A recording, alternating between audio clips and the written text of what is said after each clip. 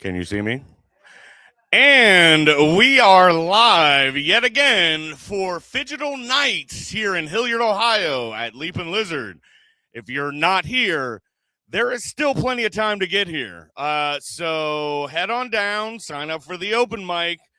But first, we have our weekly podcast that probably annoys half the bar, but hey, it's my therapy for the week, and I get to open sports cards, which is a lot of fun for me. So, that being said, this week we are going to open some 2025 Prism draft picks because the NFL draft is this weekend. Anybody got a favorite team out there? Favorite NFL team? Birds? Yep. All right. We got an Eagles fan in the back. Bengals? All right. Well, Bengals just traded away their top 10 pick. What do you think of the Dexter Lawrence trade? Oh, they wanted to talk, but then they didn't want to answer.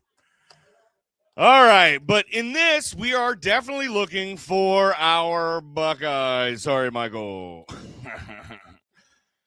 Because the Buckeyes were mainly in this product and not in Bowman this year. All right, so I'm going to rip these open. I'm going to keep talking while I build a stack of cards because we're going to go over some of the good and bad breaks of the week.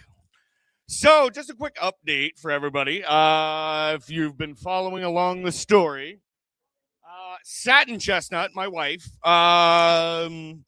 she's pregnant, and we, had to have some fun emergency surgery to make sure things are staying the way they are.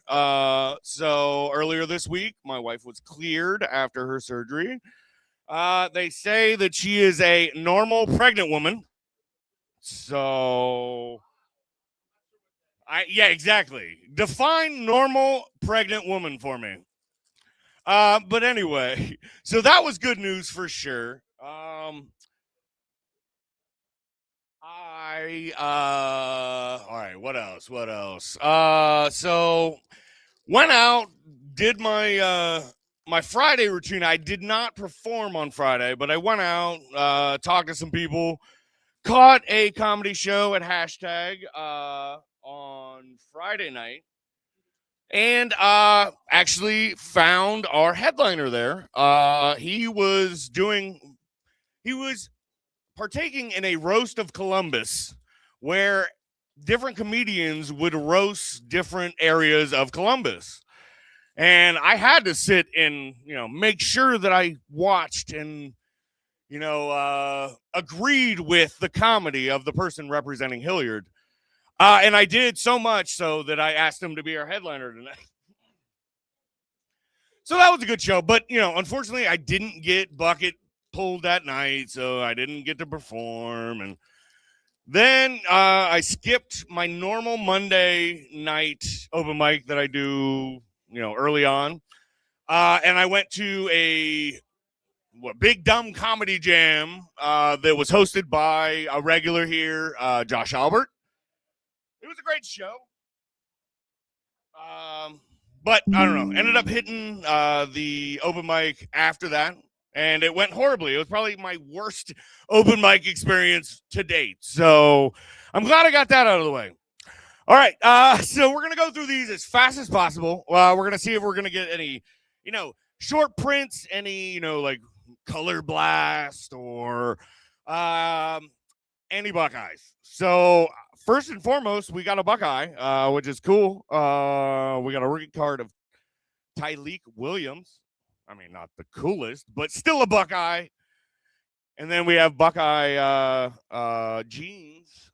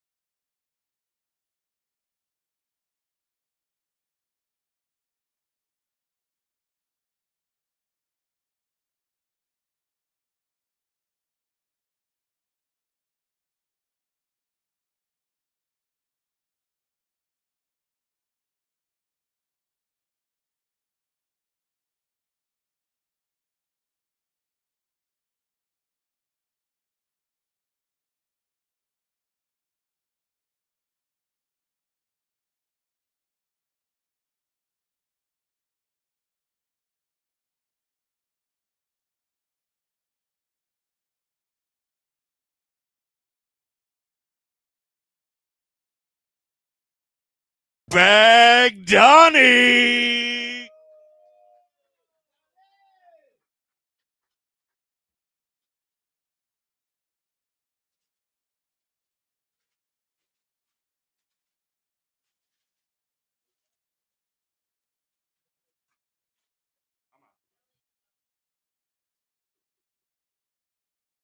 Yeah, what the fuck is this?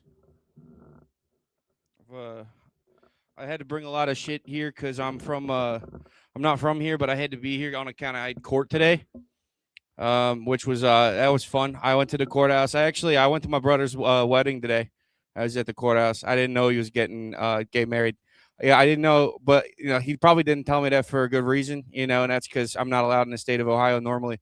But I did just get out of prison here, which it wasn't even my fault, It was, whatever. I love a bar with pool tabs. It's my retirement income. So we're gonna go ahead and rip about 60 pool tabs in the same way that Buster just pulled uh them Girl Scout cards or whatever they were. So all right, so this one's called Juicy Loot.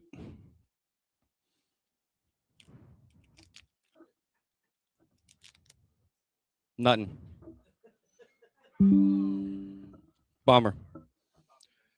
All right, we're gonna pop the next one now. All right. Nothing. All right, this is gonna be a riveting 20 minutes here, guys. All right. Got a good Yinlin beer.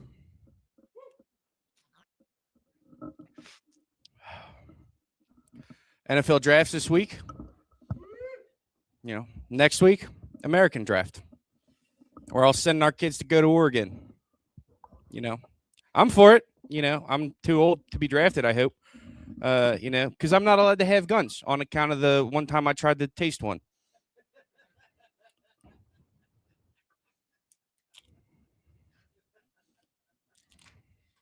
Nothing. Nothing. It's another one. Oh. I was able to get out of my ankle monitor today. That was cool. Yeah. Yeah. Probation officer's going to be pissed about that one. But, don't let me get all the petroleum jelly in the aisles then, It's actually their fault.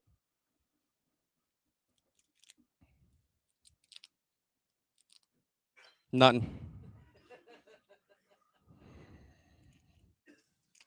One day I'm going to have some money and I'm going to keep it rolling. Let it ride, That's what you got to do with gambling debts. You're either gambling or you got debts. That's what it is, Welcome. Do you want to do a pull tab? I get to keep the money, though. Oh, for real? No. Don't get my hopes up like that. That's how I go back to jail.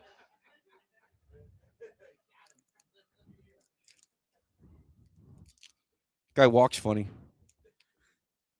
Got him. Showed you, didn't I? Fucking nothing. I really wish I could win on pull tabs or on anything else in life, but it's not really going out like that for me. Anybody got a lighter?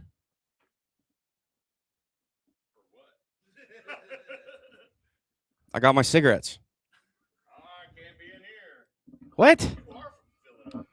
Dude, you telling me you can't smoke in a bar here? Look, I brought there's most of them are still good. Like that's got to have something. That's got to have something left in it, I could probably do. Hang on, I might have a lighter. I got one. No, this one, nothing. I'll pick that one up. I'm gonna figure it out later. I got like 36 cigarette butts in here. One of them still got good, Is anybody in here trying to buy some pills? I don't sell them. Unless there's people here trying to buy pills, then I might could have some. Real lively bunch. I was my buddy told me about this chick Sharon. I was expecting her to be here so I could throw things at her.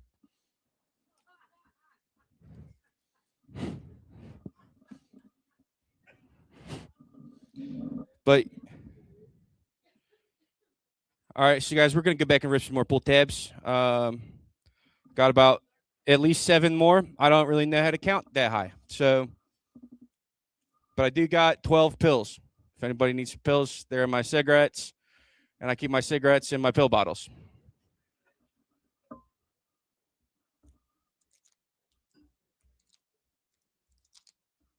Guys, this is really stressful. I do think I need to smoke. Give me a second. Yeah, did you take my pill bottle full of cigarettes? All right, I trust you. I had them the whole time. Yeah, I'm scared of magic. Don't you even say that shit. What do you want to know about me?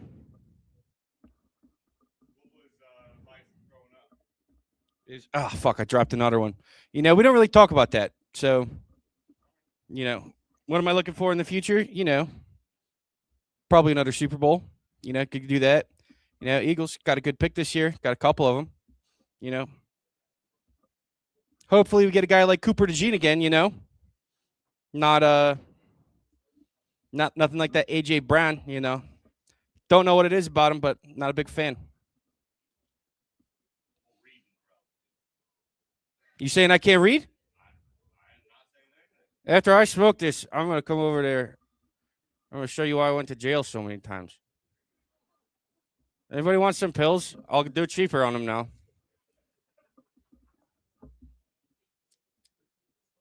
I fucking burnt my nose hairs. I'll still keep that one for later. All right, we're gonna go on the pull tab now. This is the one. I got a good feeling about it.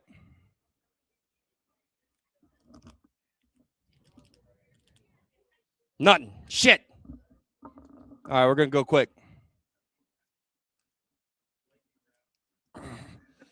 They make these tougher in Ohio, I'm not gonna lie. Normally I could just fucking rip them, if my dad was around to see this, he's not dead, he's just in prison. He'd be like, Donnie, you're such a piece of shit. This is why nobody likes you. And I'd be like, you know what, Dad?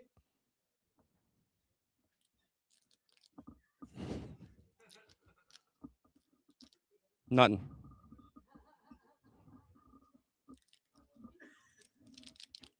Nothing. So, has anybody got one with something in it so that way I could? I'm running at.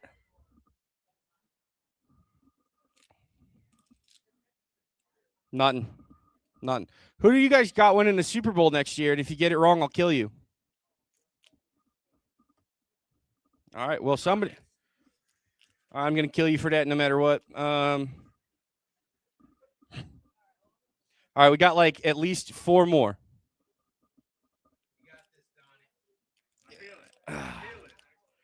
Ho! Nothing. That last pack magic from the sports card world. You guys aren't gonna believe this. It's nothing. You did believe it, actually. Good for you. Good for you. Paying attention. I always had a problem with that.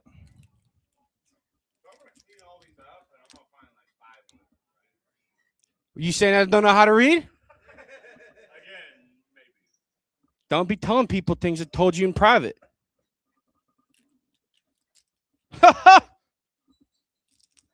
None. Here it is. The last one.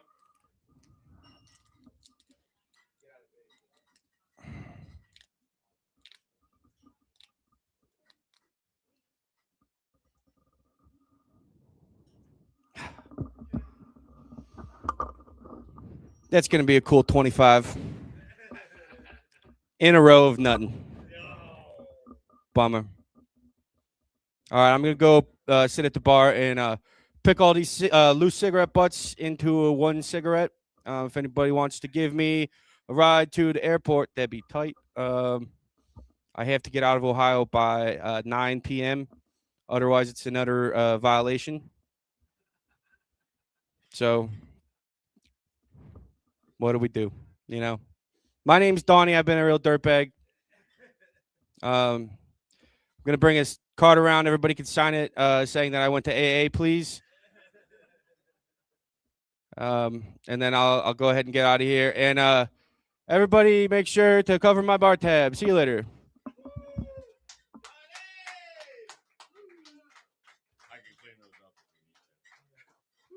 Thank you, Donnie. All right, keep it going for Dirtbag Donnie. Straight from and going straight back to Philadelphia and probably the Pennsylvania State Penitentiary. So you brought up fathers.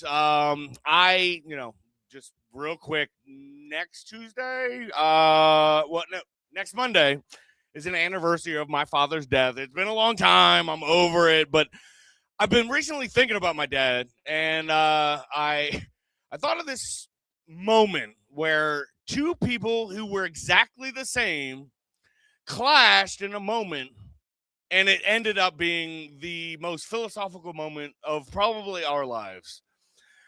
So we're sitting there, and my dad used to let me cuss, like, to him, but his only stipulation was I couldn't say the F word until I was 12. And I couldn't direct it to him, which that's understandable. I chose my words when, I was with certain people. Shout out my grandparents. I never cussed around them. And I tried never to cuss around my mother, who's probably watching, and I'm fucking sorry for that. But this one conversation, I was getting a heated argument with my dad. We were fucking butting heads. And in the middle of it, I called him a motherfucker. And we both just sat there for a second. And I said, all right, well, I can call you a motherfucker because you literally are a motherfucker. And you're a motherfucker on multiple occasions. So, and he looked at me and he kind of shook his head. And he said, that's fair. That's fair. I'll take that one. So I don't know if we have a motherfucker coming up to the stage next. I do know that he is a very entertaining performer. I have followed him at a few open mics. I've caught a couple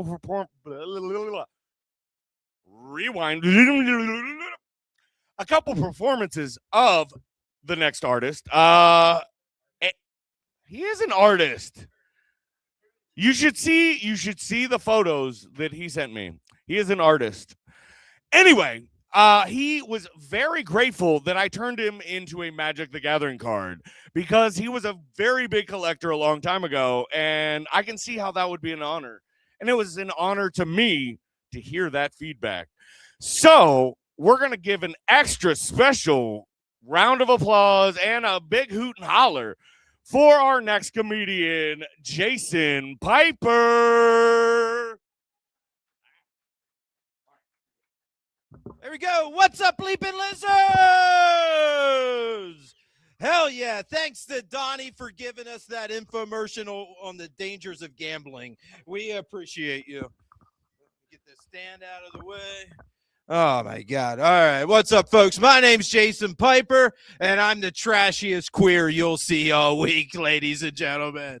Hell yeah. This shit is what happens when the rainbow lands on a trailer park. This is what happens right there. Now, believe it or not, I am a progressive. I know I look like a Lego figurine from their January 6th playset, all right? But at this point, I'm hoping for a third party because I view voting Democrat the same way I do taking a dick. I do it because I'm gay, but it's not always in my best interest. That is where I am at on that. Holy cow. We got a bucket here. What's this bucket for, Buster? Oh, all right. Well, discards. All right. Good. Oh, man. I'll be honest with you, folks. I never understood really what my deal was, I never felt gay enough to fit in with the queer community. And let's be honest, I suck too many dicks to be straight, right? So I realized that I'm not gay because I love men. I'm gay because I've been traumatized by pussy. That's the origin of the story right there. I don't know why, but my family thought it was a good idea to have me in the hospital room where my cousin was born when I was 12 years old.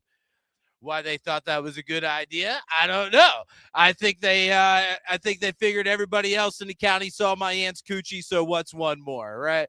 That's the shit they went with. Right as the baby was crowning, the midwife pulled me right on over, and she said, "Look, it's a new life entering the world. Isn't it beautiful?" Hell no, lady. That thing looks like an over microwave top pocket right about now. That's that is nasty as shit. And ever since then, ladies and gentlemen, I've been a butch bitch. That's what I'm talking about.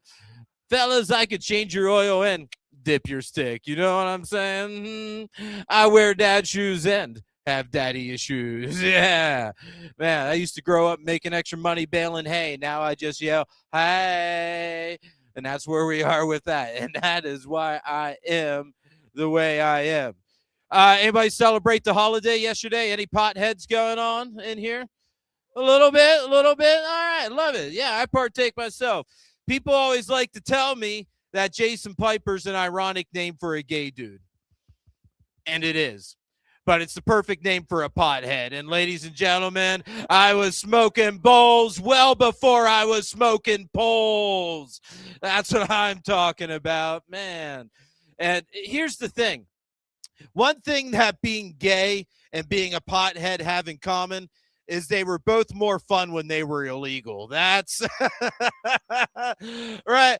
And I've been watching some documentaries, and it seems like gay dudes nutted way harder during the 60s. That's the truth of it.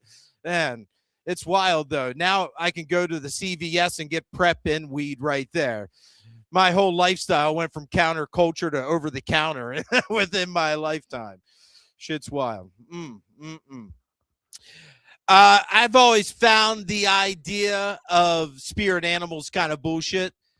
Where I come from, we have spirit construction equipment. That's why I'm a big backhoe, ladies and gentlemen. Yeah. Although I put on 40 pounds this year, so we're reaching dump truck status real quick. That would make my husband a bulldozer. That's the truth of it. Talk about the hubby a little bit. We are nothing alike. This man is tall, black, and beautiful, and I am none of those things. This motherfucker's Lenny Kravitz, and I'm Whole Foods Danny DeVito. That's the vibe that I give off. When we're in the car together, we're literally a prep commercial on wheels. That's good.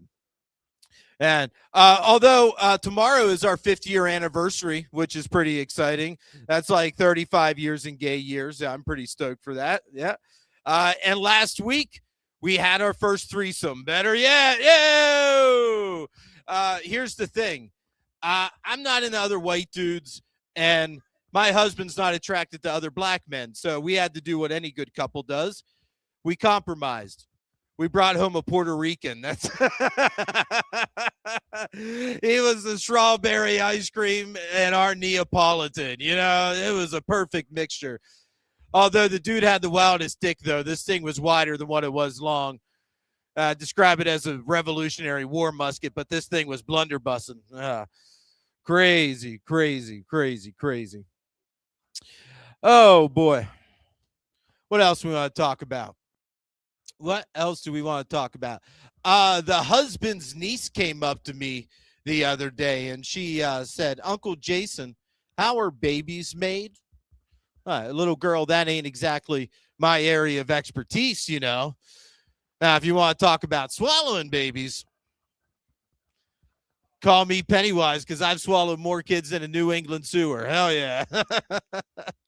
This is getting dark in here real quick. Oh, my God. All right, what do we got? Hey, what's up, dude? Come on in. Yeah, were you flexing? Oh, how do you feel? You got some pump in? Okay, all right. Look at 12-ounce girls. There you go, buddy. Hell yeah. Cheers up, buttercup. Oh, man. All right. I want y'all's opinion here real quick. Do y'all think aliens have visited us? What do you think? All right. I agree, too. But the only reason why is because if Star Trek taught me one thing, aliens are sexy as fuck. That's what Star Trek taught me. Who can blame me for wanting to suckle on Spock's pointy ear a little bit, you know? But at that point, I might have to turn in my queer card and I might have to start identifying as LGBT at that point. Yeah. Although, to be serious, my husband's black, so really we're LGBT right now. Yeah. But he ain't got no job, so we're LGBT. That's really the truth of it. Oh, my God. Oh, my goodness. You know, I'm going to lie. I'm not going to lie. Seeing you straight people, Buster was talking about his kids and his dad. It honestly makes me a little bit sad that I'll never know what it's like to create a child with my husband together. But if we decide to have kids, at least we get to pick the kid. Am I right?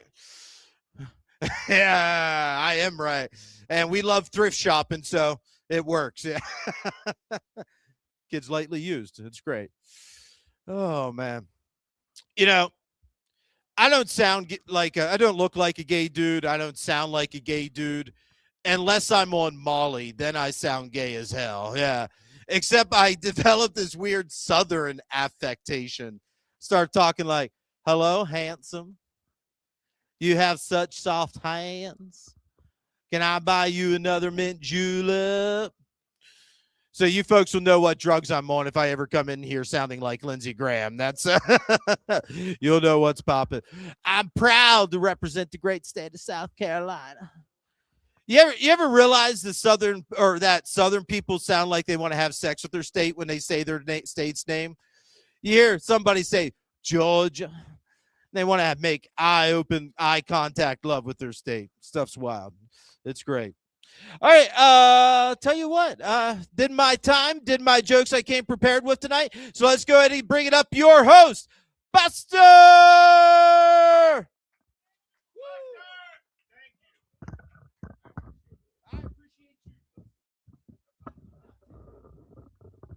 So at least somebody tried my call and response. Let's try that one more time just because we need to get the energy up a little bit. So I do like the call and response. So when I say my name, you all say my name because I'm narcissistic and have a big ego, apparently.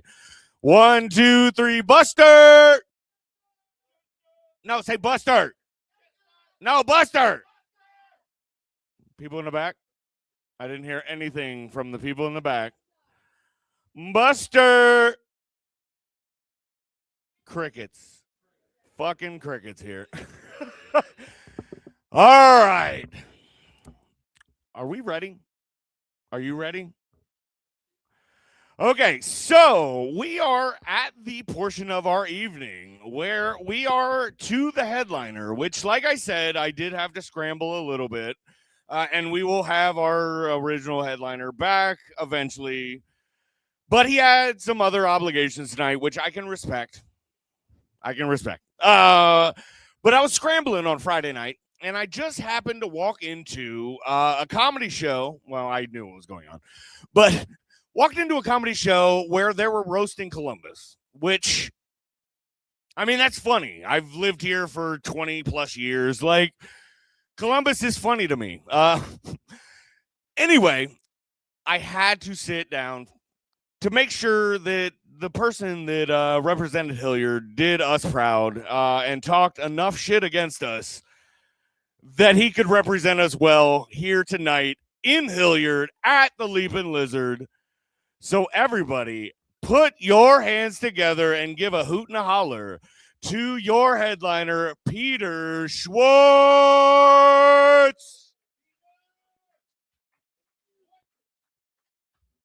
Thank you. It's always nice to be introduced by saying he was the closest one available who wouldn't have anything better to do. Wow.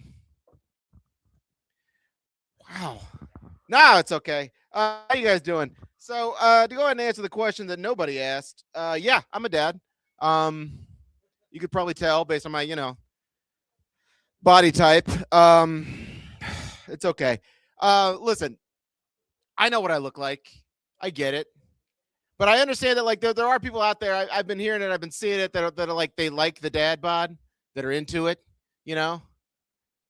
And obviously nobody in this room or my house, but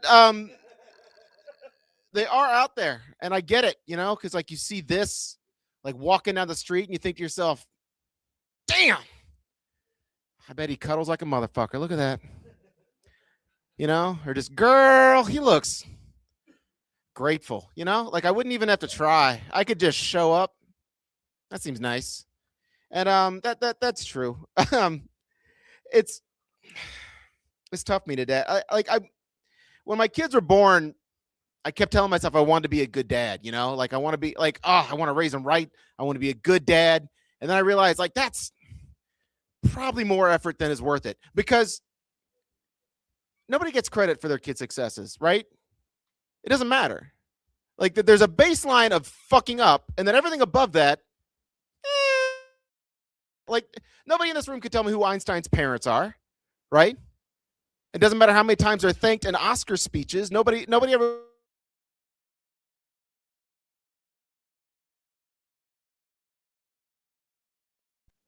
It's like the best example I could think of, honestly, is Joe Jackson, but that's rarely viewed through the lens of a success story.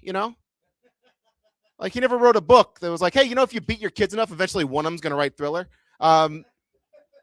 It doesn't exist. But they do all notice when you fuck up, don't they? And I have a daughter, right? And what's the one thing people say, like when they have a daughter, like, what do I not want her to grow up to be? Stripper, right? That's what most people say. Like, oh, I just want to keep her off the pole. You hear so many people say that, which is wild, because that's not even the worst job in that industry, okay? Right away, you've got prostitute, which I know we're all supposed to call them all sex workers now, but I don't really think that's fair, because you really should not use the same word for the woman that is, walking under an overpass as the girl that like sells pictures of her feet on the internet. That's not fair to either of them. She's a prostitute, and God bless, but that's worse than stripper, right? Can we all agree? Porn star, also worse, right? And I mean star. Okay? Like your Lisa Ann's, your Jenna Jameson, basically anybody who I don't have to pretend I've never heard of when my wife is in the room, that's a star. Taking a load in the bus as it goes down I-70, that's a journeyman at best. And it's not a star turn. But yeah, that's also going to be worse than stripper, right? So why is that our level of like what does it mean to like fuck up your daughter? But I also have a son, right? And so like what's the worst thing he could grow up to be, right? Usually that answer comes back the same too. Serial killer. Okay, first of all, that's a vocation. That's a hobby, right? What if I raised a heart surgeon who also happens to be a serial killer? Okay, like is it a wash? Probably not still, okay? And that's not fair. I mean, you talk about the gender pay gap, but what about the disparity of fucking up? You've got, I was a bad dad. How so? Well, my daughter, she dances on the stage for admittedly kind of a lot of money every night. Oh yeah, I get it. I was a bad dad too. How so?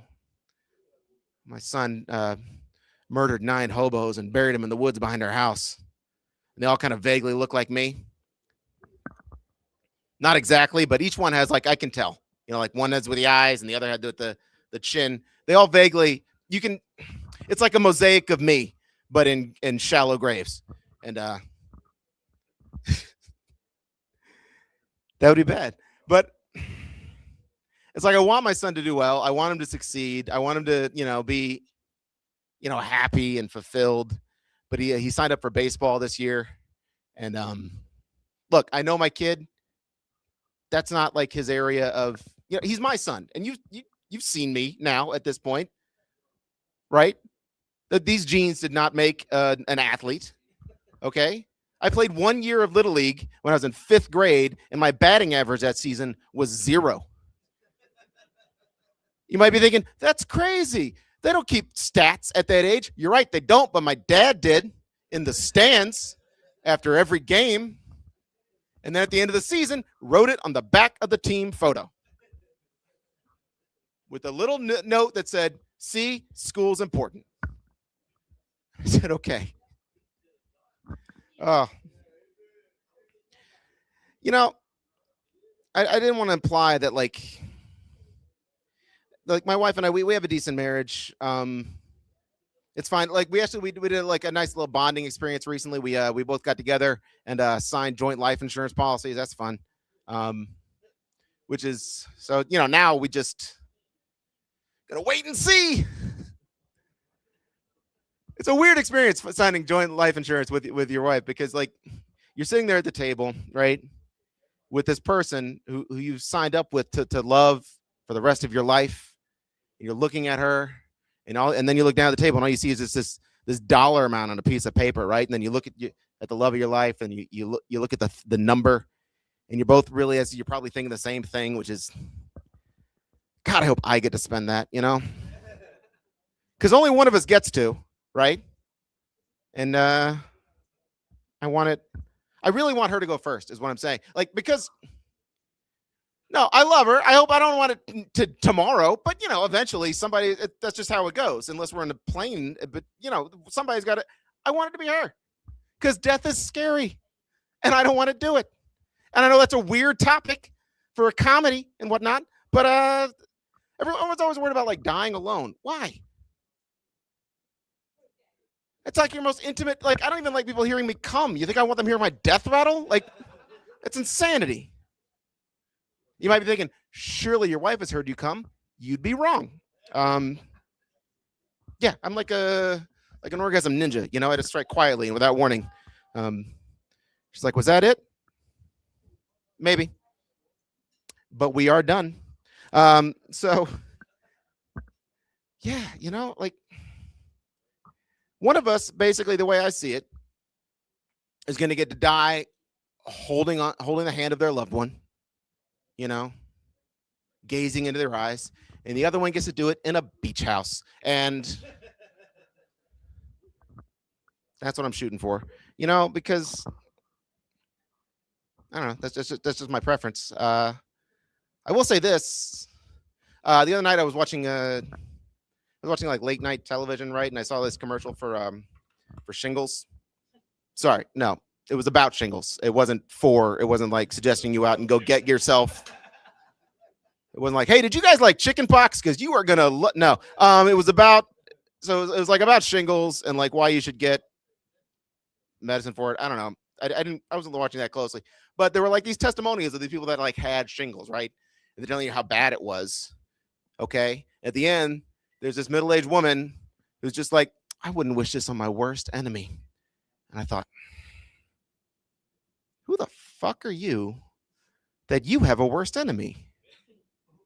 What is so special about Barbara from Lexington that she gets to have a worst enemy? And I've been around 44 years. I don't have a nemesis. Like, what am I doing wrong that she's doing right? Also, she didn't even know how to treat a worst enemy, okay? Because shingles is where you're going to draw the line?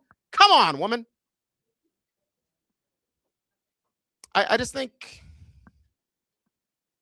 an enemy is a relationship that's going to last you really the rest of your life, right? Like we think it's like our spouse or our loved ones, but love, it's like a cat, right? If you don't feed it regularly, eventually it'll die or run off, okay? Hate, it's like a nuclear reactor, right? Or cancer. It'll just grow and expand until eventually, it feeds in itself, right? I feel like that's a relationship that it's just more fulfilling, Like, I mean, some people here probably think that they may have had a worse enemy in their life. And to that, I would just say, like, did they know it? Because otherwise that's a hate crush. It's different. Eventually one day you work up the urge to confess your feelings and they don't even know your name. You're like, that I mean nothing to you, Steven, you son of a bitch. But I just think, like, what a great way to spend your day, Like, imagine showing up for, like, so sometimes you go to work on Monday and, like, how'd you spend your weekend? Like, I didn't do much. Or how did you spend your weekend? Plotting someone's downfall. Kind of, they kind of took up most of my time. Like, do you ever look at Tom and Jerry? That was their whole day. It's like, I'm going to get you. No, I'm going to get you. Until somebody gets dynamite, which honestly, as a kid, I thought explosives were a lot easier to get. But yeah. Like, what's the worst that can happen? You find common ground? Remember Iceman and Maverick? You're dangerous. That's right. Let's take off our shirts and play volleyball, you know? Then the next movie, they're best friends. They're like, oh, we found a common enemy. And now we fight together. Like, side note, how many people saw the second Top Gun? No? Okay. So, like, when they're explaining, like, at the end of the final mission, right? And they're like, we can't hit this thing from the air because of reasons. And then so we're going to fly through this trench, right? And then we're going to hit this tiny target with a missile. And then we got to hit it twice. And all I could think is I leaned out, I was like, it's double Star Wars. It's Star Wars, but twice. Maybe that was just for me. So yeah, I really think that a worse enemy might be, it'd just be a good way to spend your time, you know? And I'm not getting any younger. I do know that. And like the older I get, I notice that like I go to the doctor a lot more. There was a time when things just got better on their own, and that time was 10 years ago. And now, as soon as anything starts to like, I'm like, oh, you should go because maybe it's cancer. That's what I tell myself. Like sometimes a symptom of that is cancer, so you should go. Because like one time I was peeing a lot, right? I don't know what a lot is, but it was enough that I noticed. It was enough that like by lunch, I'm like, I feel like I've been in this room too many times. So I went to a doctor about it, and he's like, yeah, could be your prostate. I was like, all right, what next? And he's like, well, I'm going to have to do a little exam. And you might think that there's a horror story. It wasn't. It was fine. You know, he left the room, which I thought was really respectful. He left the room. He's like, put on the robe, lay down on your side. He dimmed the lights. I could have sworn he put on music, but maybe that's just like my memory playing tricks. But like he dimmed the lights. He came in. He did the thing. It wasn't the best, but then when it was done, again, he left, right? He's like, go ahead, clean yourself up, get dressed. And I felt taken care of, you know? I felt like I mattered because I know the difference because like a year later, the symptoms came back, right? And he's like, well, I didn't feel anything that first time. You're going to have to go to a specialist. So I went to like a urologist who like had to do it. And then it was like night and day, these two. First of all, stayed in the room the whole time. Didn't even have me lay down. I was just standing up like against the table, which it turns out matters. You can feel the difference. And then when he was done, stayed in the room. He just swiveled his chair around. It's like, go ahead. And I know he had just been inside me, but I don't know if you ever had to like wipe your ass with somebody else in the room. I have never felt so more vulnerable in my life. I was like, you just handed me some paper towels and I had to like clean myself up. And I was like, you would have thought a pro would be better at this, but no. When I went to my regular doctor, my GP, it was as special for him as it was for me, right? Like it was like mid-afternoon. I might have been the first asshole he touched that whole day. The urologist at 9:30, I'm probably number 10, right? He's very businesslike. It's very rushed. I felt like just another number. It wasn't nice. I'm gonna tell you that. Ultimately, never found anything. So it was all for nothing.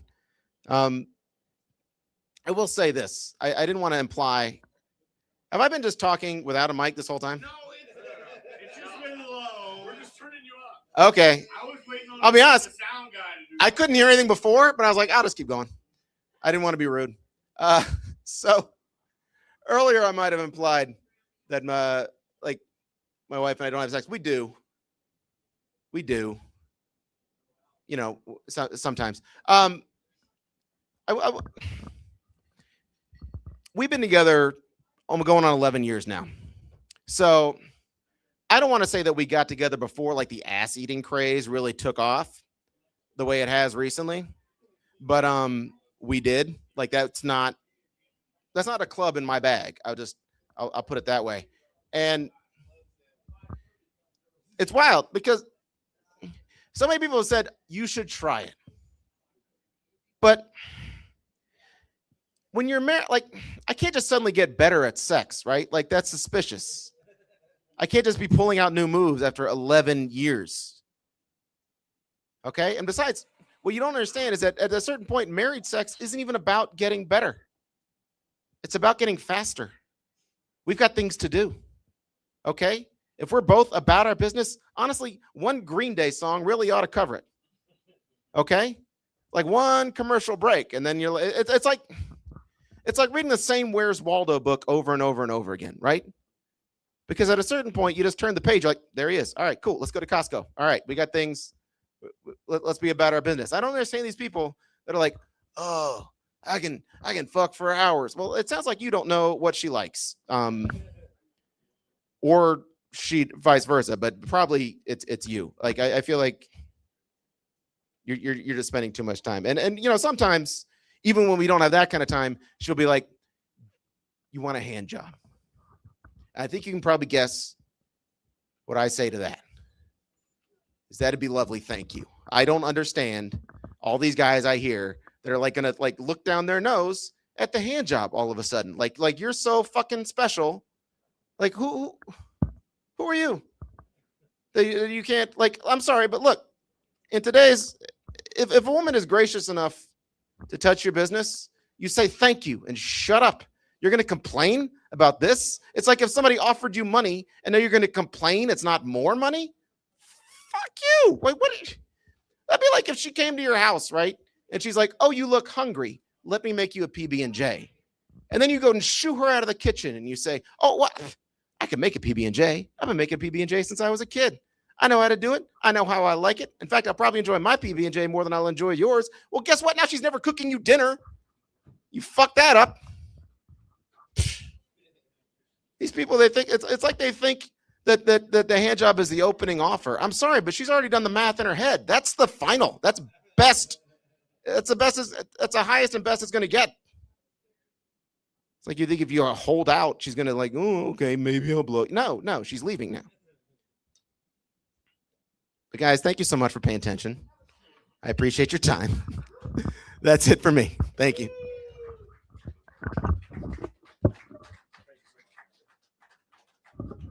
All right, keep it going for the very tall Peter Schwartz.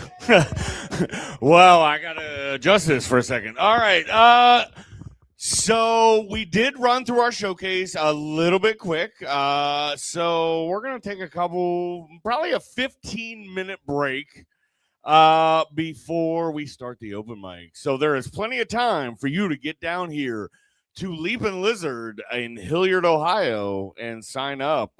So far, I believe there's only 2 people signed up so far. So plenty of spots available. So we will see you here. All right, we'll be right back.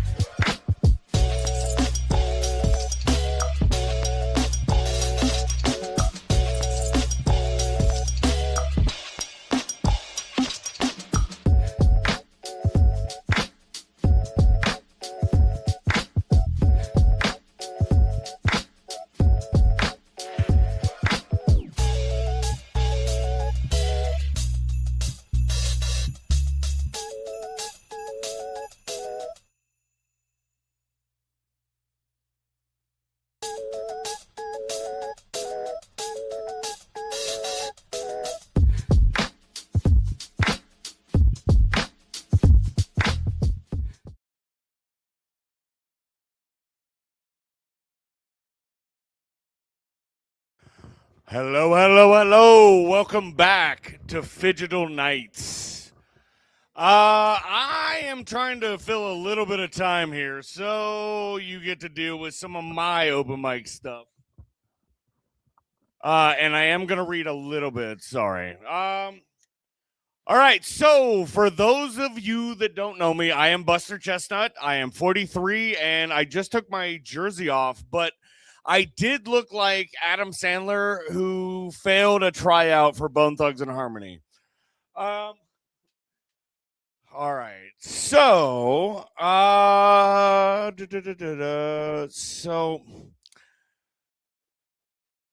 right. Halfway down the bar, what do you do for a living? You cook. All right. That's respectable. I used to work as an SAP basis administrator. Does anybody know what that is? Yeah, neither do I, but it had good benefits, so I did it for about 20 years. Yeah, so, all right. I get my chaotic energy. I'm a little laid back. I also get that from the same person. But I get that from my dad. My dad, he was kind of a firecracker and definitely exhibited signs of ADHD, which I recently found out I have ADHD, and makes a lot of fucking sense. So my dad, he grew up in he grew up in a rough neighborhood in Columbus. He grew up in the Linden area, but his parents moved out when the four boys grew of age to go to high school. So he went to this like podunk school in the middle of nowhere, and he played all kinds of sports. He played in a band, but he played basketball all 4 years in high school. And his senior year, he made the choice to elbow the starting center in the nuts, which I'm a fan of nuts. I'm one myself. But anyway, that got him kicked off the basketball team, which normally that would just be this guy got kicked off the basketball team. But there was a greater significance in this moment, because that team ended up going on to win the state championship. So my dad didn't get a ring. He just got a really cool story out of it. He ended up going on. He performed in lots of bands in the 70s on High Street. I did find out that my dad did not perform twice on High Street in the same night. So that makes me better than my dad.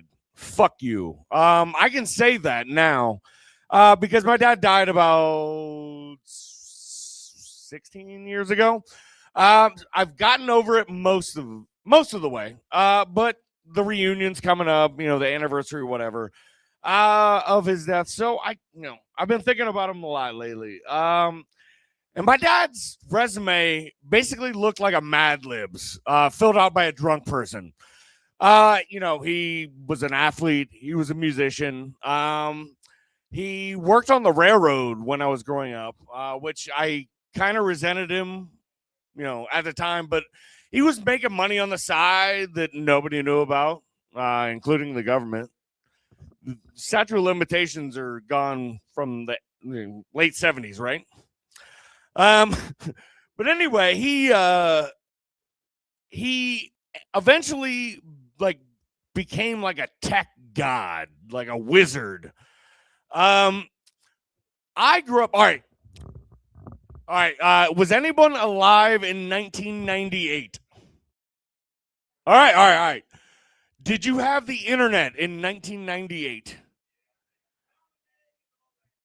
Did it sound like this? Boop, boop, boop, boop.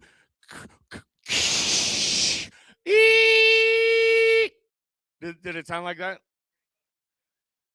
That's for peasants. In 1998, I had a T1 connection in my house because my dad was secretly starting the enterprise of webcam girls behind most of people's back. Like they had no idea. But he was an entrepreneur. So while you guys were, waiting 4 or 5 hours for a pixelated image of Cindy Crawford's nipple, I had the entire geolocation, Google Maps version of Rio de Janeiro. I could go Street View, whatever. And it didn't cost me a dime because my dad paid for a $20,000 fucking T1 connection. All right. Well, I think you've had enough of my jokes. So I'm going to go ahead and bring up our first open mic comedian for the evening.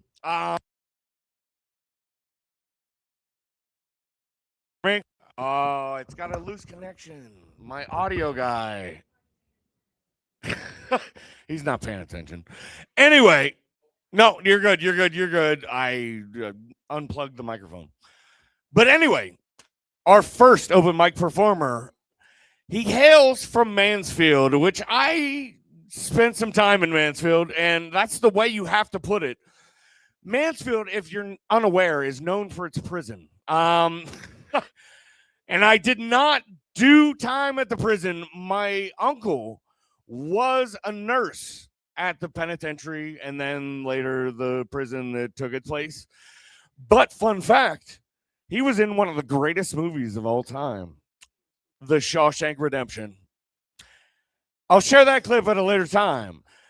But I worked in Mansfield for about 5 years, and I understand what Mansfield is really about. Hopefully, he slips in a little bit of that knowledge to you in the bar and you worldwide. Please welcome to the stage, Chris Jackson.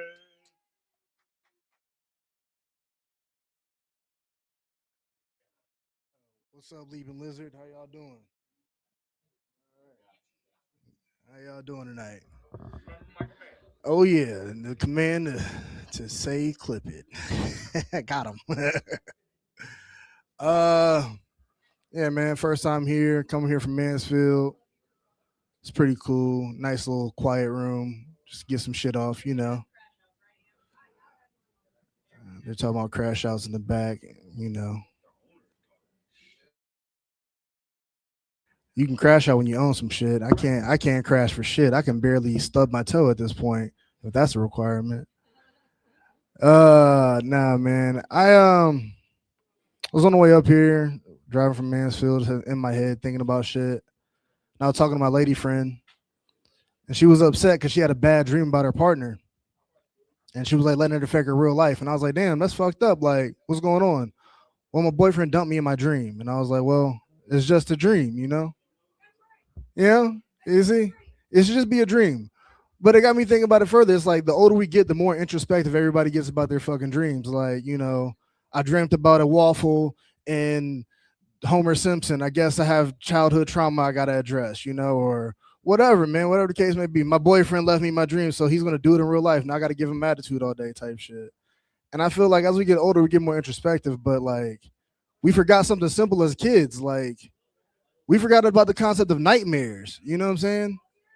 So like when you're a kid, you have a nightmare about the boogeyman because your fears are the boogeyman in the dark and, Candyman and shit. It's scary, right? It's scary, right? But when you're in your mid 40s and your late 50s, what's scary is being left alone. You know what I'm saying? We ain't getting no younger, man. You know what I'm saying? My dreams, my nightmares consist of like yellow pink slips and shit, and pink slips for bills and shit. Having that work dream where the ringer keeps going off and I'm failing at my job, you know what I'm saying? And you try to like pick that shit apart. It's just a nightmare, you know what I'm saying? Yeah.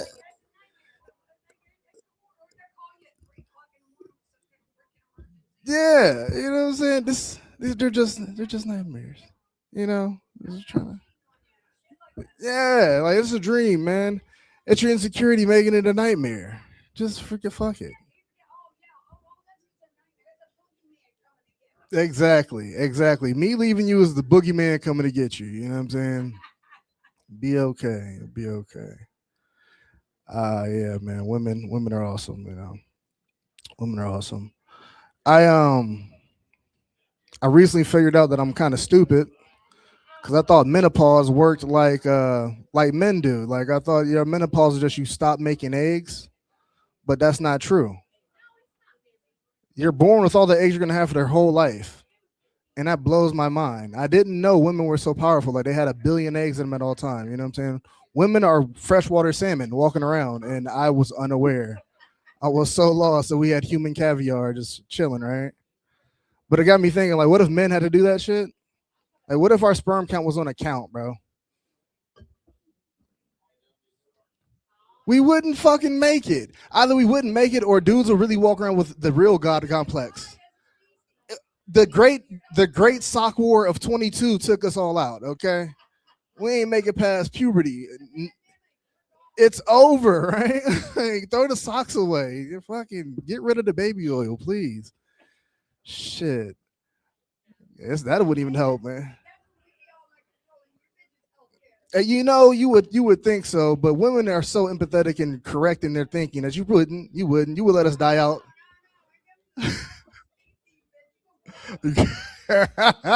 She said, "Put that dick up. Put that dick up. This is sacred."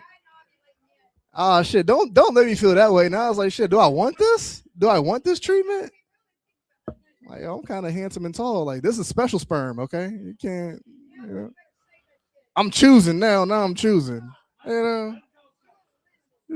ain't. Hey man, she ain't lying. She ain't lying. It's all cool. We have a little conversation. It's nice. It's nice. I appreciate it. I try. Clip that. Hey. That's a good one. And what's the time here? Is it like 5 minutes? Yeah, you got it. Oh, okay. Actually, yeah, I'm letting you right now. Yeah, got you. My bad. All right, you're all good, man. I know that one was a long form, so I was just like trying to see what it looked like, see what it sounded like. I'll leave you with this, man. Who in here got kids? Anybody got kids? You got a kid? How old's your kid? 7. Oh, you still got the good kid. You got a real kid. But 7 at 43? Ooh, boy, you are. Oh, god damn, you're brave as fuck, bro. He's not on account at all. No, he's not watching it at all. That's fine. Pull out better, man. With that age, man. With that age where you gotta really be judicious about the shit. But no, man, I got a kid. He's 15. And every parent feels this way about the kids. Like, I wish you would dress better. You know what I'm saying? Like, he wears the most ridiculous shit. But kids have a funny way of humbling you and letting you know that, like, they're your kid. And my kid had on some ridiculous bullshit one day. And I was like, hey, bro, before you walk out the house, put on the correct thing. Like, make sure you look better than that. You dress like shit. And he looked at me and said, hey, Dad, if you're cute, you're cute. And just walk the fuck out the house. And to this day, I'm just like, that's my son, man. What a fucking monster. Al Chris Jackson, man. Get over your host. Give it up for Leaping Lizard. Thank you, guys. Have a good one.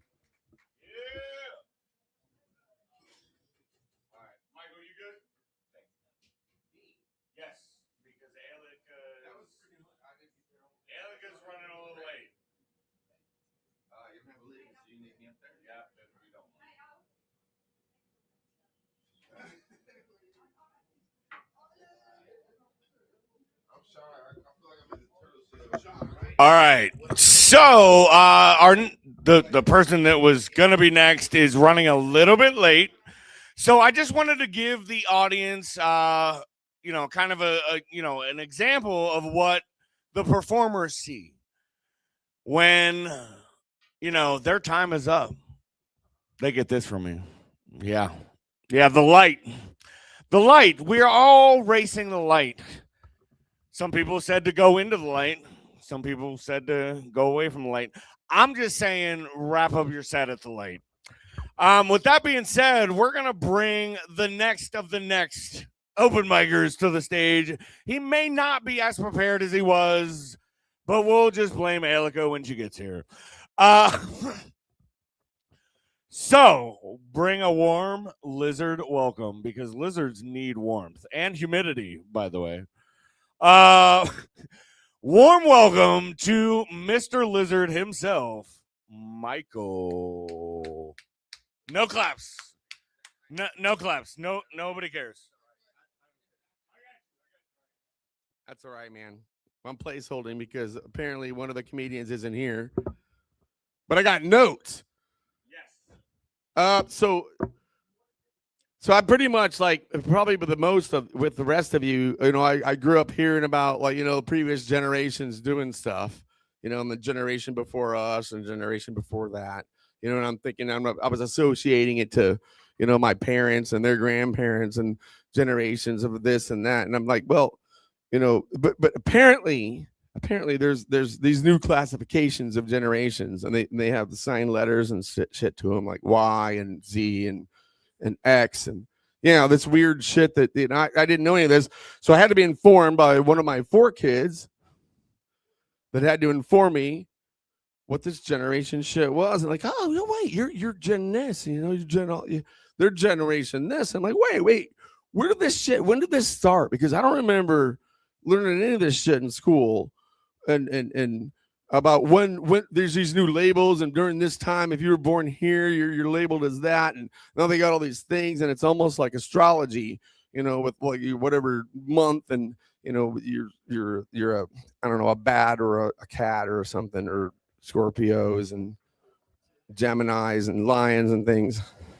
I never bought into that shit till I surfed in California, and when your life is living by the moon and where Mars is, and you find yourself like, hey man, where is it compared to Mars? Because man, the waves aren't going to be the same. When you start going through that in life, those are some experiences that start to get you to buy into some of that weird shit. And so some of that weird shit, I kind of like started buying into this. Well, wait a minute, what are these things about these generations? Between, not just because I always thought it was if we're like the generation alive, because we're the ones that are alive, and all the other ones are dead. So like there's generation dead, previous generations, and then we're the alive generation. But that we're the present alive generation.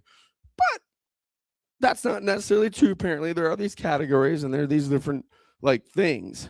And I found out that we are, my wife and I are Generation X, and they call us the lost generation. And I'm like, wait a minute, we weren't lost, we ran away. There's a difference. We got lost, and our parents didn't come after us. They call that running away, not necessarily being lost. But I think it's funny how so the kids are having to tell me about how all this stuff works and tell me how crazy we are because of our generation, because we really didn't give a shit about what everybody else thought about us, which is not the same as apparently a lot of different generations. Yeah, I mean, the hippies, I think, came out of Gen X, right? Except we're kind of into tech, though. Most of us Gen X, we're into technology, and we just went into technology and started doing that shit. Most of my kids, their friends were raised by baby boomers. My kids tell me how their friends' parents were raised by baby boomers, and how messed up it is to be raised by a Gen X, So anyway, so I think my time is probably up, and I didn't even get the light. Really, I got more time? All right, because I got more shit to share. After 29 years of raising 4 kids, and 3 of them were girls. One of them was gay. I got stories. One real quick. Doesn't matter how lost you get. If you don't know the address where you're going, stop in the car at the gas station. There's not going to be a map to your bro's house or your sister's house if you don't have their address. So getting into that moment with all your kids in the car, and your wife's like, we should stop and get a map, because that's how we grew up with atlases, right? It's like GPS does no good if you don't know where it is you're going without any address. You can see the whole atlas of everywhere, but you don't know where you're going. Doesn't even matter, GPS or atlas or nothing. There's no map to Uncle Chris's house at the gas station. But when you're married to a redhead, you say, yeah, they might have one. You know what? You're right. Hey, guys, maybe we should just stop at the next gas station and ask the guy, do you guys have a map to Uncle Chris's house? You know, just don't do that in front of your redheaded wife because she'll get really mad. All right, that's a good finish, right? Thanks, guys.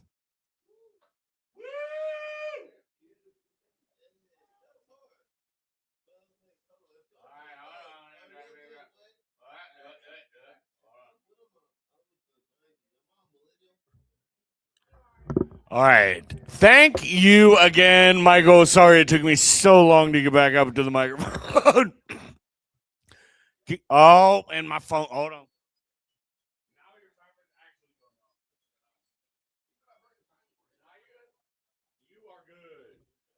We always appreciate you. Real quick, because I have failed to do so far. Everybody tip Gina right now. Because Gina has been doing an excellent job this evening and every evening. And I am sorry that I failed to say that until this point. But I also have to show some other things. As you know, it is the draft weekend. We have for sale a Fernando Mendoza, which he's going to be the number 1 pick. We have Caleb Downs. It's a shiny. Look. All right. Look, everybody look at the screen. Jeremy, you're not looking. Look how shiny that is. All right. We also got Brandon Ennis. We got Ted Ginn Jr. First win as a head coach of the Columbus Aviators this past week. All right. We got at least an all right. CJ Donaldson, he might go somewhere in the draft. CJ Stroud and Fuego, which is an awesome card, and a Jeremiah Smith, which you might want to pocket and keep a hold of. So that being said, if you want to see some college football cards, come check out my box. Make a stack. Let's talk. Also, I have some fun t-shirts. I do have merch for those that have been inquiring. You may have seen the front of it on Michael's t-shirt when he came up to perform on the open mic. But here's a clear view of the back. How cool is that merch? Hi, how are you? Jeremy, hi, how are you? Hi, how are you? How are you? All right, are you ready to go? You didn't actually sign up, though. It does. Thank you. All right. And I do have another shirt. Real quick before we bring the next performer up. Buster. Nobody said it. Nobody in the bar said it. Y'all are regulars. When I say Buster, you say Buster. 1, 2, 3, Buster. Thank you for appeasing my ego. All right. T-shirts are $30 a piece, 2 for $50. And cards, whatever. I did make a set of custom comedian cards from the promos, and I have full sets of those available for $30. So let me know if you're interested. So next, did you sign? No. She needs time to set up. Are you ready? I'm going to sign up your name just to make it official. But coming to the stage, a Lizard favorite, Amber.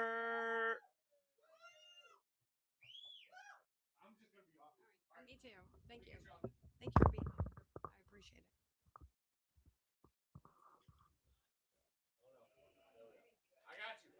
it. Okay, I got a couple of rebuttal things to say. Okay, first of all, I will agree with my husband about the Generation X thing. We were the only ones who had to go call the bar and ask for our parents, right? So I used to have to call the bar and ask for my dad. Now, my dad, his last name was Cox. We didn't necessarily have the same last name, but his name was Michael Cox. So COX. I would call the bar and I would say,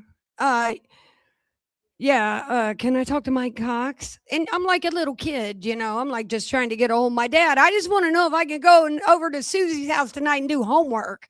And I call the bar and I'm like, yeah. And I know he's at the bar. He used to hang out at the Eagles all the damn time. So I'd call there and I'd be like, can I talk to Mike Cox? Ha ha, kid, click. Motherfuckers would hang up on me every single time.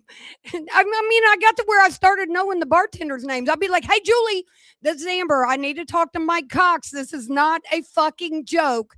I just want to know if I can go to the movies.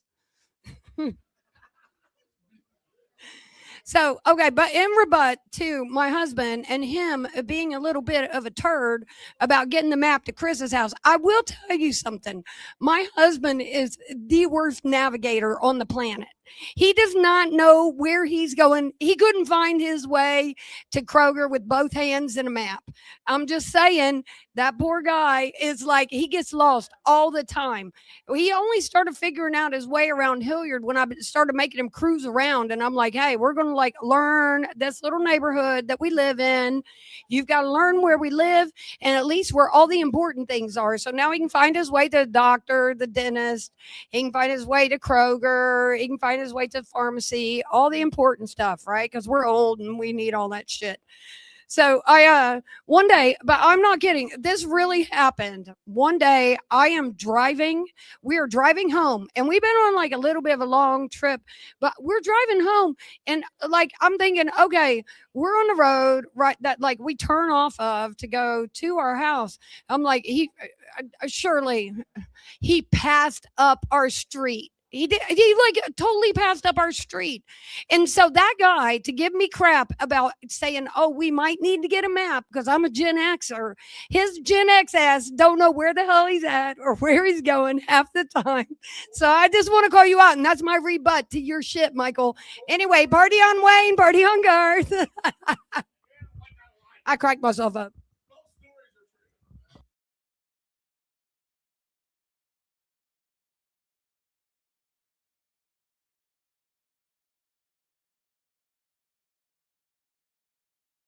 I can talk as I just noticed. Hold on.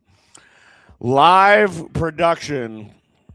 We are doing live production. Hold on. Nope. Did it get me? It didn't get me. Michael's busy. Hold on.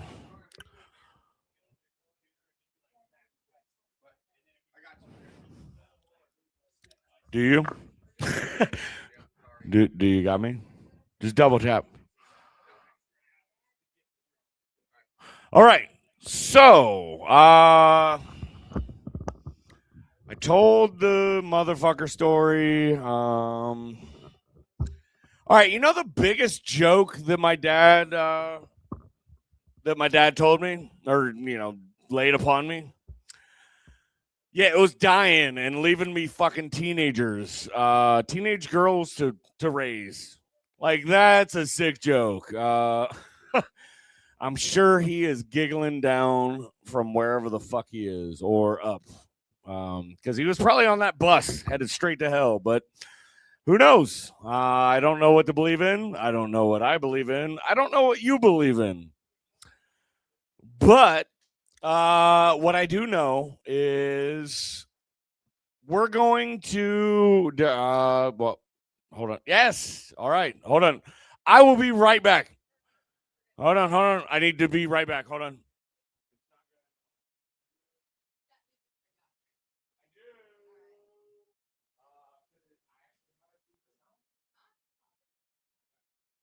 I do need a cheers. You're good. Congratulations, Josh, on your movement. What? You guys said you needed a cheer. Well, no, I don't need cheered up. Jesus, no.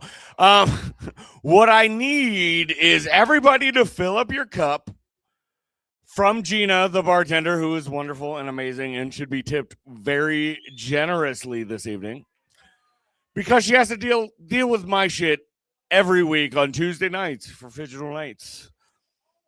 I know, but mainly me just tonight. I do come in, but it's been less frequently because I haven't had a job. But I do start a job soon. I'll keep you guys posted on that. All right. So does everybody have a beverage? No. All right. Everybody that can hear me, Kendra, I'm talking to you. Raise your glass. This one's to Steve Merrick for being the patron of the arts for the month of April. I am looking for more patron of the arts, which I'm going to start having this little table available for that. So reach out to me if you're interested in that, or if your business wants to sponsor, because we are always looking for financial gains. Almost as good as my muscular gains, which is not anything because I'm an old man and I don't lift. But doing the heavy lifting tonight, I don't know why I said that.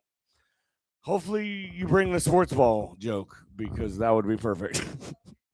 You don't have to. No pressure, no pressure. But tonight, unless somebody else wants to sign up, our closing open mic person, awesome individual, anthropologist expert, Alika. Please bring your hands together for Alika. No problem. You want this? Sure. As long as it can be seen. Yep. I'll Thank you. I'm gonna put the tips down here for a moment. Yeah. I wipe the shots. Excellent. And the music's on. I'm very happy. So speaking of a tip bucket, Just look behind you. that should be fine. Speaking.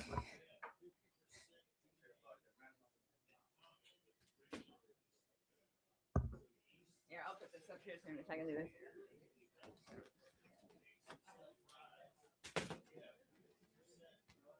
I don't think it's gonna work for me, but here's my YouTube.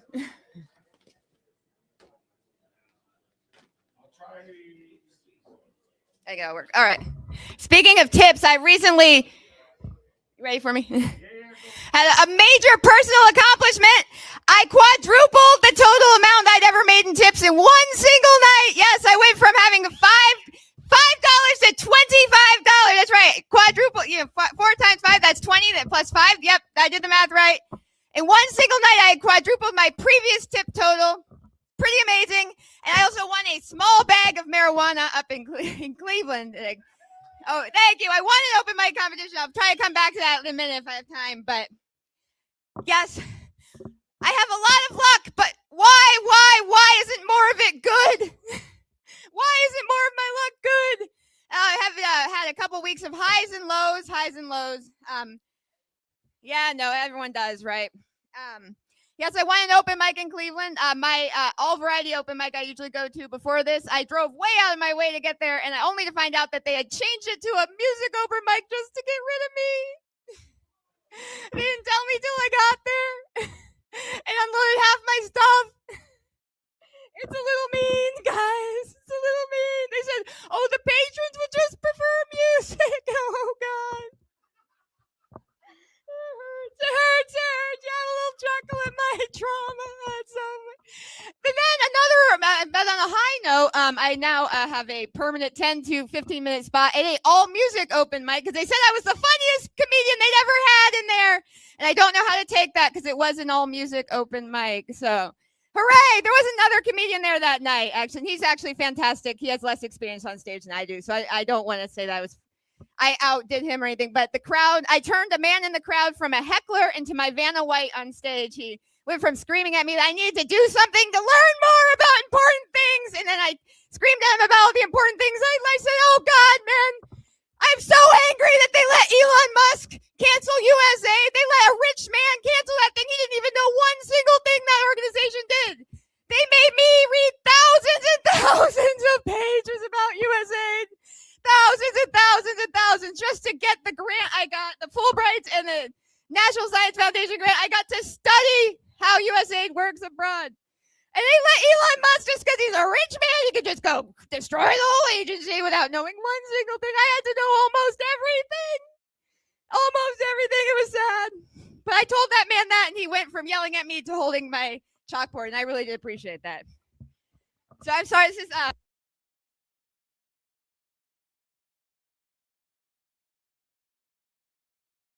I was just trying to get a little lower for me. Oh, shit. Yeah. See, I'm a complete incompetent with electronics. So I'm going to give you some, I'm going to do my best here tonight, even though it hasn't been, there have been some other things this week that haven't gone so well for me. I ended up with a stalker. And to him, I just say, oh, Jono, Jono, Jono. If you don't stop creeping on me, I'm going to report you to the 505050. God, that saying's so old. But it means the police, you dignity thief. I'm going to report you for the fucking forced kiss after I escaped you on Dick Sten's patio. So, yeah, this guy's a dangerous creep, though, and he latched onto me for no reason. So I want to stress to anyone who would see him at an open mic that he is dangerous to everyone. So, yes. Anyway, so I'm going to diversify and go up to Cleveland. I'm going to keep coming here as much as possible. I love you guys. You're awesome. So, thank you. Thank you. So I know it is true what the people say. It's true. I have been wearing a version of this shirt or the other one with the porpoise on it every day or almost every single day because I am trying to start a cult. I'm trying to start a cult, but most days I'm still the only member. You can have a cult membership. We've been rated both the best buy and best bargain in cults. Because unlike most cults, we require a one-time only buy-in of $12 for each membership, or a very economical 3 cult memberships for $30. That's right. Most cults, they want you to keep giving and giving, but we'll give you a membership for just one-time payment. And we won't even require you to give us any of your salary or any, you don't even have to believe anything I believe. Randall made a comment recently that I'm almost doing so well with this business that soon I get to be the cult leader. I had no idea. I thought I was so in the red that I just have to give cult leadership to whoever bought 10 shirts first. And I already have a guy who bought 7, so whatever he believes is what I was going to do. But Randall has given me hope again. Thank you. Thank you. Okay, real talk, though. Real talk for a minute, guys. Most of the time when comedians talk up here, we do have a kernel of truth in our stories, but I want to stress it is not okay, guys, it is not okay to start a cult. I don't know if you're not aware of that. It's just not okay. You're not a good person if you start a cult. You're just not. Thank you. I appreciate that. With my cult, thank you. In those ways, yes. And my tax burden is like a cult, but it's my income is very quite the opposite. So, yeah. So my income down here, cult income up here, my tax burden, however, about equal, very low. Thank you. Hey, I do have them for sale, and they are in a rainbow of colors up to 3X. And then my cult memberships are for sale. That's right. They are, and still no one's buying. No, in all seriousness, though, it's not okay to start cults, guys. Well, it's because, listen, if one more man in his 20s, well, I'm extremely flattered. If one single additional person in their 20s hits on me, I'm going to feel like, seriously, like I am really trying to start a cult, and that's not cool. It's not cool. I've always had a lifelong policy that, look, see, the thing is, I've always said cougering it up is okay, but cougering it down is no good. No good. You can't, it's not okay to cougar it down because it's creepy to hit on younger people. But if younger people want to hit on me, I'm okay with them cougering it up. Cougar it up, I always say. But if you're in your 20s, that's too far up to cougar it. It is, it's too far up to cougar it. I would love to cougar it down that far, but oh God, this man, he said to me, he was so cute, and he was in his mid-20s, he said, you look at oldest, he said, you're 31, he said at oldest, that made my day, that made my year, no, I'm sorry, that made my decade, thank you, sir, and if I could ethically sleep with you to just say thank you for saying such a wonderfully kind thing to me, I would do it, but I can't, and because I really will start to think, you feel like I'm starting a cult here, and it's not okay to start a cult. It's okay to joke, but we don't really start cults. That's right. Thank you. I appreciate the laughs. Thank you. All right. All right. So I did actually win. You've seen me do my bit about how I'm so good at losing things, but I had to asterisk that off the list. Look, I'm expertly tossing my paperwork around now. I'm doing a great job here.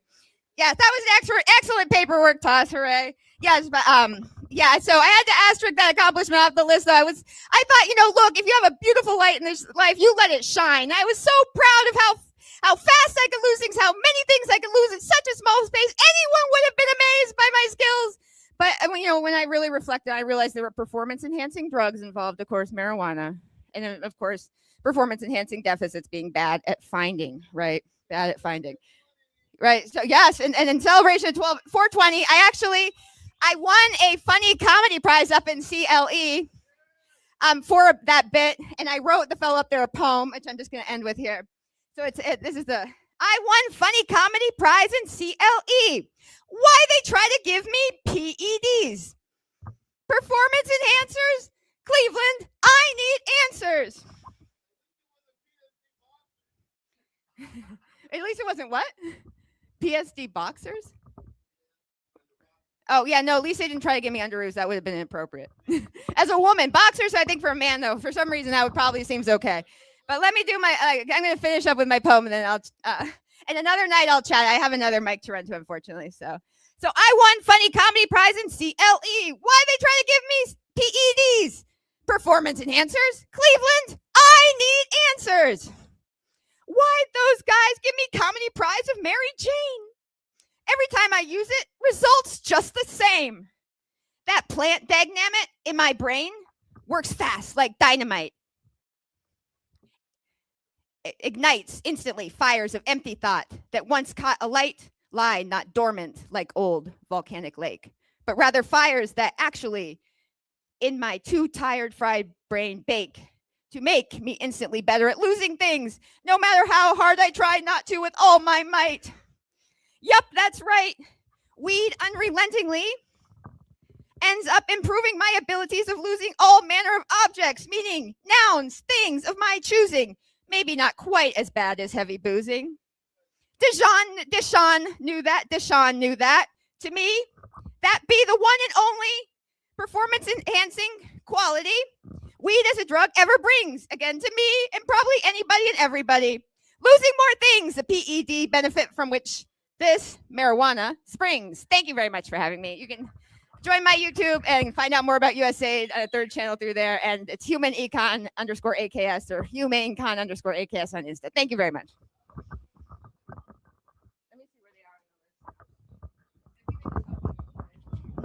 All right, everybody, keep it going for Alika and for everybody who was brave enough to sign up tonight.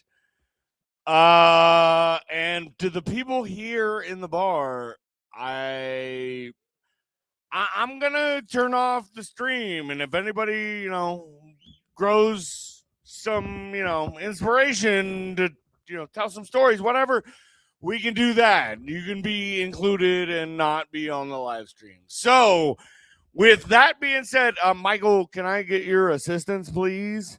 With that being said, I am going to close out the way I normally do. And I'm going to say a call and response, and I better hear a loud response from the bar when I say 1, 2, 3, Buster! That was still weak, but hit the button because we are closing down. What up, everybody? Let's go! Flipping through the packs, chasing down that 101, yeah. Searching for the grail till the morning sun comes. Buster! Hit that monster pull, an impossible play. Change the whole damn game in a major way. We hit that monster pull, an impossible play. Change the whole damn game in a major way. Whoa!